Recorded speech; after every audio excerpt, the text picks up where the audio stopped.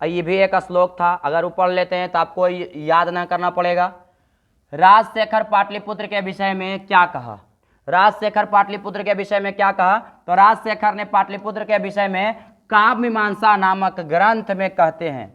राजशेखर का जो ग्रंथ था वो काव्य मीमांसा था। तो राजशेखर ने पाटलिपुत्र के विषय में काव्य मीमांसा नामक ग्रंथ में कहते हैं कि बहुत समय तक पाटलिपुत्र का सरस्वती परंपरा चलती रही।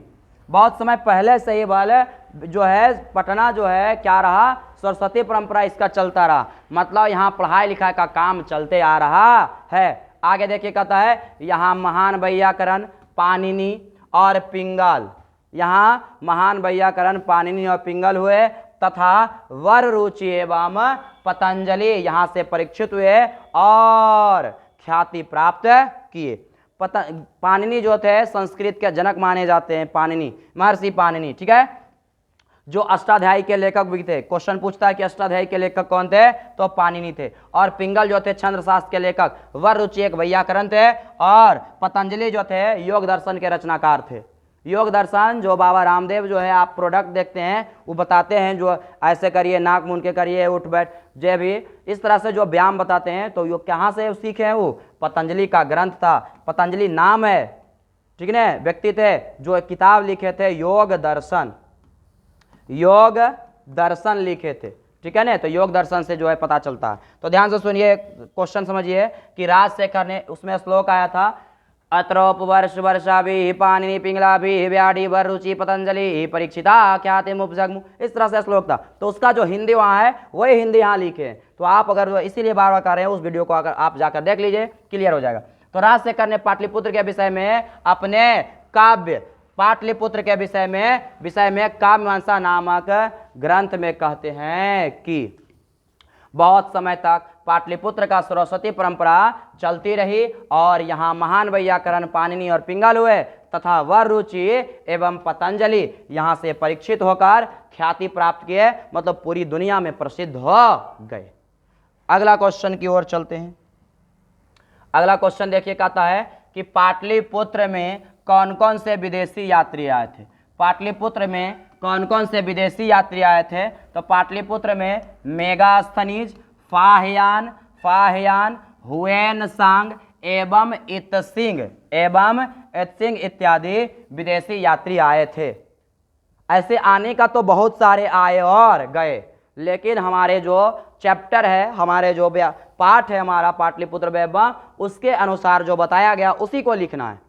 ऐसे तो आज लाखों आ रहे हैं और लाखों विदेशी जा रहे हैं, तो उनके बारे में नहीं लिखना है। तो हमारे जो सिलेबस के अनुसार बताया गया है कि पाटलिपुत्र में मेगास्थनीज, फाहियान, हुएनसांग और इत्सिंग इत्यादि जो है विदेशी यात्री पटना आए थे।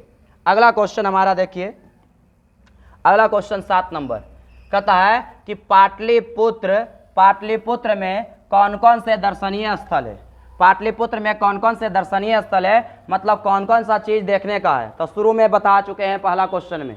तो पाटलिपुत्र में गोलघर, तारामंडल, जैविक उद्यान, उच्च न्यायालय, सचिवालय, संग्रहालय, मौर्यकालिक अवशेष, महावीर मंदिर, पटन देवी मंदिर एवं गुरुद्वारा इत्यादि दर्शनीय स्थल है। मतलब ये सभी चीजें जो है क्या है, वहाँ देखने के लायक जो है स्थल है। आप जाइएगा तो इन सभी चीजों को आप देख सकते हैं। देखिए इसको याद करना है कैसे, तो 3-3 करके याद करना है।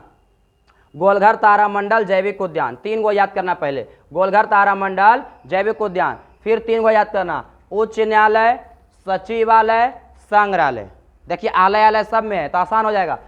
उच्च न्यायालय, सचिवालय, संग्रहालय, फिर माँ से 2 गो है तो माँ से मौर्यकालिक अवशेष, माँ से महावीर मंदिर, और एक है पटन देवी मंदिर और एक है गुरुद्वारा इत्यादि जो है दर्शनीय स्थल है। कहाँ? तो पटना में। आप इन सभी चीज़ों का आप क्या कर सकते हैं, वहाँ दर्शन कर सकते हैं। और इस प्रकार से जो आपका है चैप्टर कंप्लीट हो जाता है। अब सेट जो है कर लेते हैं जल्दी से, फास्ट आप लोग देख लीजिए खाली। बिहार की राजधानी कहाँ है? तो बिहार की राजधानी है पटना है। बिहार की राजधानी कहाँ है? आप लोग कमेंट में जल्दी जल्दी बताइए कि बिहार की राजधानी जो है कहाँ है। बिहार की राजधानी कहाँ है? तो पटना है। पाटलिपुत्र का इतिहास कितना वर्ष पुराना है? तो पाटलिपुत्र का इतिहास जो है 25 वर्ष पुराना है। पाटलिपुत्र का इतिहास कितना वर्ष पुराना है? तो 25 वर्ष पुराना है। अगला क्वेश्चन, पाटलिपुत्र वैभवम पाठ में किस नगर का वर्णन है? तो आपका पटना नगर का वर्णन है। पाटलिपुत्र किस नदी के किनारे बसा हुआ है? किनारे होगा यहाँ पर। पाटलिपुत्र किस नदी के किनारे बसा हुआ है? तो पाटलिपुत्र गंगा नदी के किनारे बसा हुआ है। अगला क्वेश्चन देखिए हमारा, पाटलिपुत्र के किस दिशा में गंगा नदी प्रवाहित होती है? पाटलिपुत्र के किस दिशा में गंगा नदी प्रवाहित होती है? तो उत्तर दिशा में गंगा नदी प्रवाहित होती है।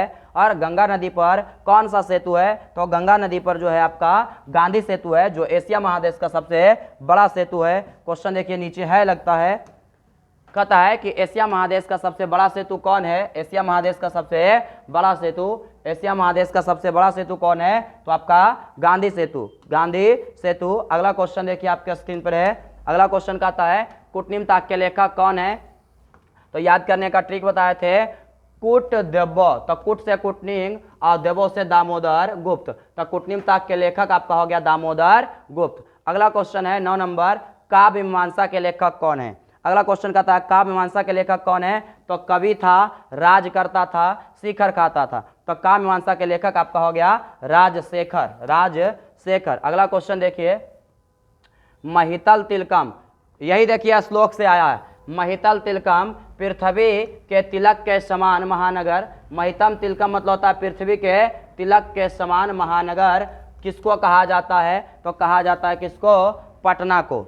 अगला है सरस्वती कुलगृहम किसे कहा गया है? तो सरस्वती कुलगृहम भी पटना को कहा गया है। अगला क्वेश्चन देखिए 12 नंबर, कहता है परिभूत पुरंदर स्थानम, परिभूत पुरंदर स्थानम जो है किस नगर को कहा गया है? तो परिभूत पुरंदर स्थानम भी पटना को कहा गया। अगला क्वेश्चन, भगवान बुद्ध के समय में, भगवान बुद्ध के समय में, भगवान बुद्ध के समय में पाटलिपुत्र का नाम क्या था? तो भगवान बुद्ध के समय में पाटलिपुत्र का नाम जो है पाटली ग्राम था। अकबक्की में मारिएगा तो देखिए पाटल ग्राम है, पुष्पपुर है, कुसुमपुर है, सब लगता है कि है ये था, लेकिन आपका जो नाम था भगवान बुद्ध के समय में पाटली ग्राम था। अगला क्वेश्चन में आ जाइए। अगला क्वेश्चन देखिए, कहता है भगवान बुद्ध पटना कितने बार आए थे? तो भगवान बुद्ध जो है पाटलिपुत्र अनेक बार आए थे, कई बार आए थे। आगे कहता है यूनान का राजदूत कौन था? तो यूनान का जो राजदूत था मेगास्थनीज, मेगास्थनीज, मेगास्थनीज का पुस्तक कौन सा था? तो इंडिका था, इंडिका था। अगला क्वेश्चन में आइए, मेगास्थनीज पटना किसके शासनकाल में आया था? तो मेगास्थनीज जो पटना आया था चंद्रगुप्त मौर्य के शासनकाल में आया था। किसके शासनकाल में? पाटलिपुत्र का शोभा और रक्षा व्यवस्था क्या था? अति उत्कृष्ट था। तो चंद्रगुप्त मौर्य के समय में, चंद्रगुप्त मौर्य के समय में शोभा और रक्षा व्यवस्था अति उत्कृष्ट था। अगला प्रियदर्शी, प्रियदर्शी किसका उपनाम है? तो प्रियदर्शी जो उपनाम है किसका? तो प्रियदर्शी जो है अशोक का उपनाम है, प्रियदर्शी जो है अशोक का उपनाम है। अगला क्वेश्चन, पाटल पुष्पों के पुतलिका रचना के आधार पर, पाटल पुष्पों के पुतलिका रचना के आधार पर पटना का नाम क्या है? तो पाटल पुष्पों के पुतलिका रचना के आधार पर पटना का नाम पाटलिपुत्र है, पाटलिपुत्र है। अगला क्वेश्चन देखिए, कौमुदी महोत्सव किस ऋतु में मनाया जाता है? कौमुदी महोत्सव किस ऋतु में मनाया जाता है? तो कौमुदी ऋतु जो था किस ऋतु में मनाया जाता था? तो आपका शरद ऋतु में मनाया जाता था। मध्यकाल में पाटलिपुत्र, पाटलिपुत्र कितने वर्षों तक जीर्णता की अवस्था में रहा? तो जीर्णता की अवस्था में यह 1000 वर्षों तक रहा, मतलब 1000 वर्षों तक मध्यकाल में पटना का कोई विकास नहीं हुआ। अगला क्वेश्चन में आइए। अगला क्वेश्चन देखिए, कहता है कि मुद्रा राक्षस के लेखक, मुद्रा राक्षस के लेखक कौन थे? तो मुद्रा राक्षस के लेखक विशाख्य दत्त थे, मुद्रा राक्षस के लेखक विशाख्य दत्त थे। अगला क्वेश्चन देखिए, कहता है पाटलिपुत्र पटना के नाम से किस काल में, पाटलिपुत्र जो है पटना के नाम से किस काल में प्रसिद्ध हुआ? तो मध्यकाल में, मध्यकाल में, मध्यकाल में। पटना शब्द किस शब्द से बना है? तो पटना शब्द जो बना है पत्तन शब्द से, सॉरी, पटना शब्द जो बना है किससे बना है?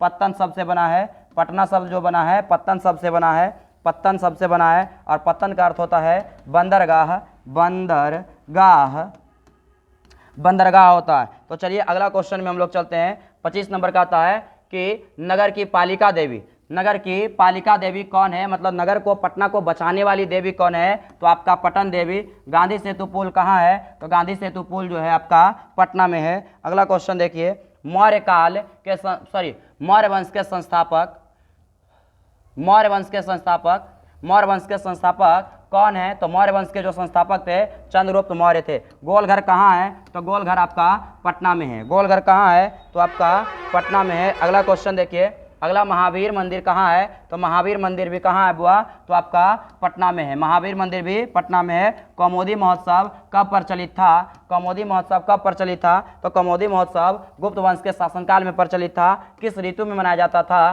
तो शरद ऋतु में मनाया जाता था। शरद ऋतु में मनाया जाता था। चलिए अगला क्वेश्चन में आइए। अगला क्वेश्चन आपका कहता है, अगला क्वेश्चन, सिखों के 10वें गुरु, सिखों के 10वें गुरु कौन थे?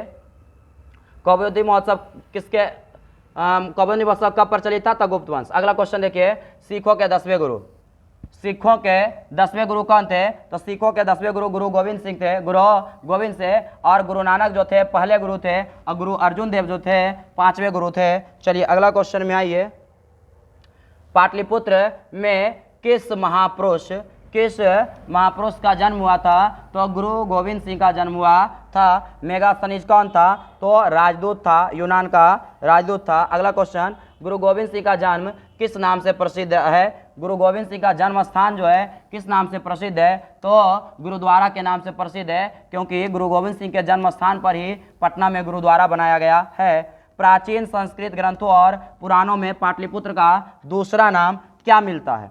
प्राचीन संस्कृत ग्रंथों और पुराणों में पाटलिपुत्र का दूसरा नाम कुसुमपुर और पुष्पपुर मिलता है। कुसुमपुर और पुष्पपुर मिलता है। तो ध्यान से देखिए, आपको कंफ्यूज करने के लिए देखिए कितना अच्छा से लिख दिया है, पुष्पपुर, माधवपुर, भागलपुर, उसके बाद कर दिया इनमें से सभी। अगर आप पक्की मेमोरी है तो गलत हो जाएगा। केवल देखिए इसमें दिया है पुष्पपुर, कुसुमपुर एक था,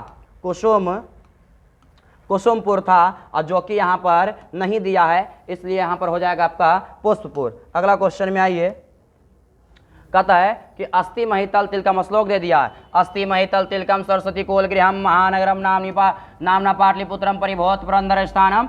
किस पाठ से संकलित है यह श्लोक? तो आपका यह जो है पाटलिपुत्र वैभवम पाठ से संकलित है। अगला क्वेश्चन कहता है, अत्र वर्ष वर्षा भी पाणिनि पिंगला भी व्याधि भरुचि पतंजलि ई परीक्षिता ख्यातिमुप जगमुह किस पाठ से संकलित है? तो यह जो है आपका पाटलिपुत्र वैभवम पाठ से संकलित है। अगला क्वेश्चन में आइए, अगला क्वेश्चन आपका, अगला क्वेश्चन है ही नहीं। इस प्रकार से आपका 37 क्वेश्चन इससे बनता है। अगर आप जो है इसका थ्योरी वाला वीडियो अगर देख लेते हैं तो सारा याद हो जाएगा, और एक बार इसको आप देख लेते हैं तो आपका पूर्ण रूप से एकदम कंप्लीट हो जाएगा। आपका एक भी क्वेश्चन ऑब्जेक्टिव सब्जेक्टिव नहीं छूटने वाला है। अगर वीडियो आपको अच्छा लगा हो तो वीडियो को लाइक करिए और चैनल को सब्सक्राइब करिए, अपने अधिक से अधिक दोस्तों को शेयर करिए, ताकि हम जो है आपके लिए लगातार जो है क्लास लाते रहें। Thanks for watching this video.